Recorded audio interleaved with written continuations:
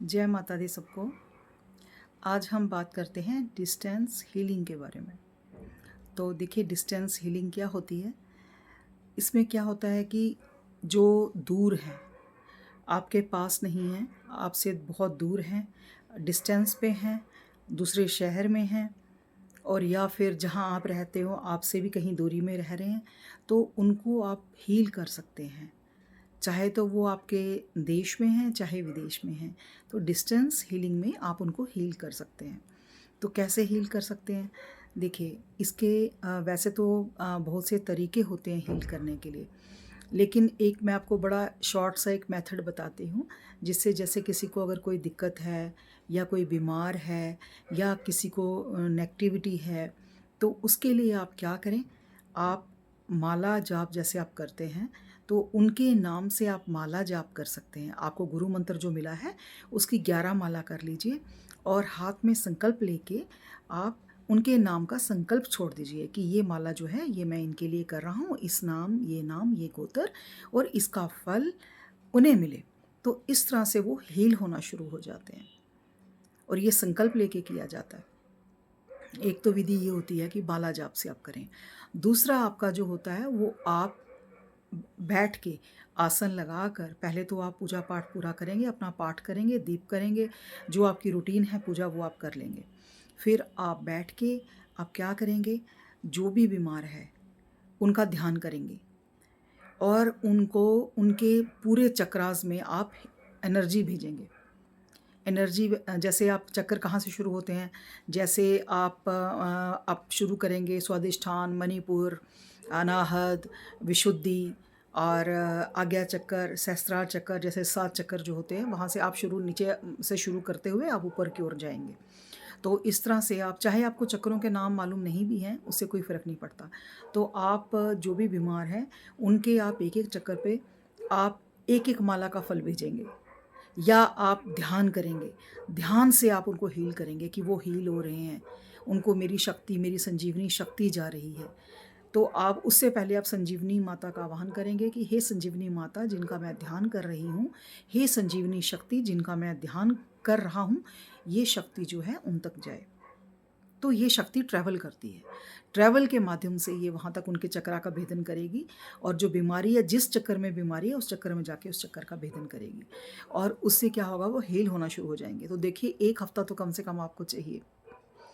1 हफ़्ते के लिए आप ये करिए, तो आप जब भी उन्हें कॉल करके पूछेंगे तो वो यही कहेंगे, हाँ, हमें फ़र्क पड़ा है, हम ठीक हो रहे हैं। एक तो ये मेथड होता है, इस तरह से आप डिस्टेंस हीलिंग कर सकते हैं। दूसरा क्या होता है कि आप बैठे हैं और आपने सुबह जब पूजा कर ली और शाम को पूजा कर ली, आपके 2 टाइम जैसे पूजा होती है। तो सुबह की पूजा में बैठ के भी आपको ये करना है और शाम की पूजा में बैठ के भी आपको ये करना है। आपको क्या करना है, 7 किस्म का आप अनाज लेंगे।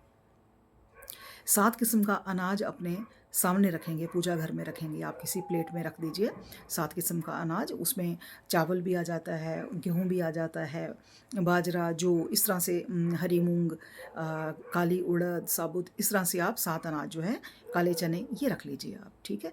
उसके बाद आप क्या करेंगे, आप प्रार्थना करेंगे अपने इष्ट देव से और 7 जो अनाज हैं उन पे आप हाथ फेरते हुए आप प्रार्थना करेंगे कि जिनके लिए मैंने ये 7 अनाज रखे हैं, वो उनको ये व्याधि है, उनकी व्याधि जो है वो ठीक हो जाए। तो अपना उस पे आप हाथ फेर देंगे और अपने सामने रखा रहने देंगे उसको जब तक आपकी पूजा हो जाती है पूरी।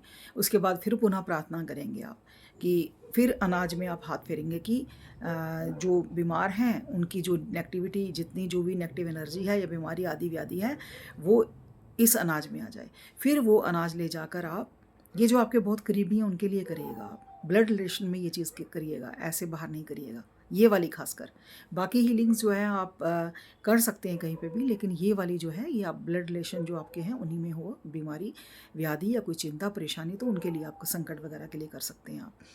तो आपको फिर वो क्योंकि आपको ये लेके जाना है, आपको पक्षियों को डाल देना है ये सब, तो इसलिए आपको ये जो है अपने ब्लड रिलेशन में ही करना चाहिए।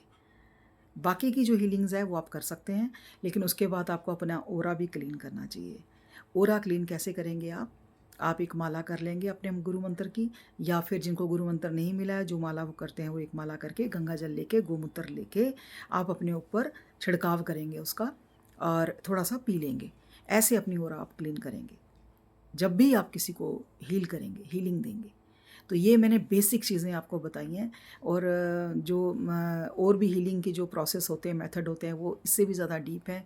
उसके लिए हाई कॉन्शियस में आपको रहना पड़ता है, और आपको हाई वाइब्रेशंस में फ्लोट करना पड़ता है, तब जाके आपको इमीडिएट हीलिंग जो है वो कर सकते हैं। लेकिन जो मैंने अभी बताई है, ये हीलिंग जो है हर कोई कर सकता है, ये हीलिंग हर कोई कर सकता है। लेकिन हाँ, वो इतना सक्षम हो कि उनका पूजा पाठ हो, वो सब ये चीज़ें जो हैं वो तब भी ये करें। जो पूजा पाठी हों, आध्यात्मिक हों, और जो पवित्रता से रहते हों, वो ये चीज़ें करें तो वो फलित होती हैं।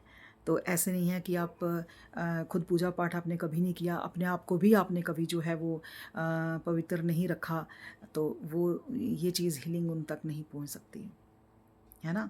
मीडिएटर बनने के लिए आपको पहले अध्यात्म में आना पड़ता है, आपको पूजा पाठ में आना पड़ता है। और थोड़े भी अगर आप आध्यात्मिक हैं, पूजा पाठी हैं, धर्म पे चलते हैं, तो आप हीलिंग कर सकते हैं।